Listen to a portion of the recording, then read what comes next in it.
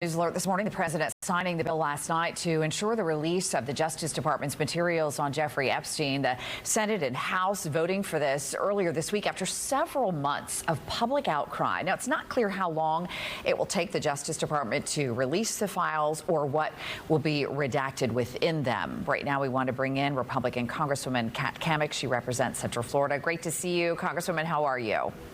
We're doing great this morning. Thanks for having me. Well, we're glad you're here because this is a big deal. This is something that we've heard from both sides wanting to have these documents released. I think on the Democratic side of things, they really felt like that this would expose a lot of Republicans. But what we've seen is that there's a lot of exposure on both sides of the aisle. Absolutely right. You know, earlier this week, I met with many of the Epstein survivors, and to hear their story, it was just heartbreaking.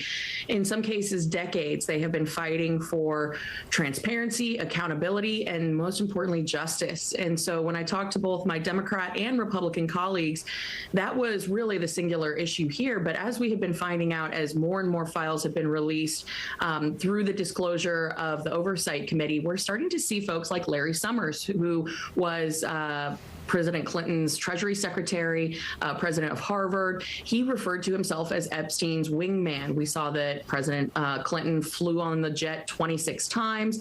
And of course, one of my colleagues, U.S. Virgin Islands delegate Stacey Plaskett, she was his fixer and took $30,000 in campaign donations from him.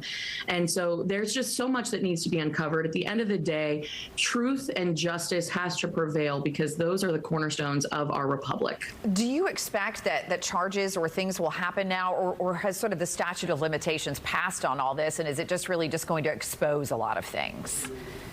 You know, it's really frustrating because I have seen countless disclosures and things that have come to the surface, but there's never that final nail in the coffin, the accountability, people who are actually brought to justice. And for so many, that is really, really frustrating. So if there is not a single arrest made in this, it's going to be really, really disheartening because the files are there. We have seen in black and white true breaches of the law. And so I know both for Republicans and Democrats, people want to see that true accountability component, which would mean actual trials, bringing people before a judge and jury and going through that process. Anything short of that will be a miscarriage of justice.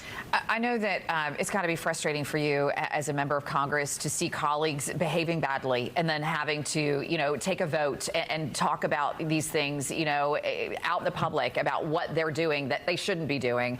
Let's talk specifically about Cory Mills, who is a colleague of yours right here in Central Florida. I know that you had to make that vote yesterday about censure. Talk to me a little bit about what goes into that. Listen, wrong is wrong, and principles are not partisan.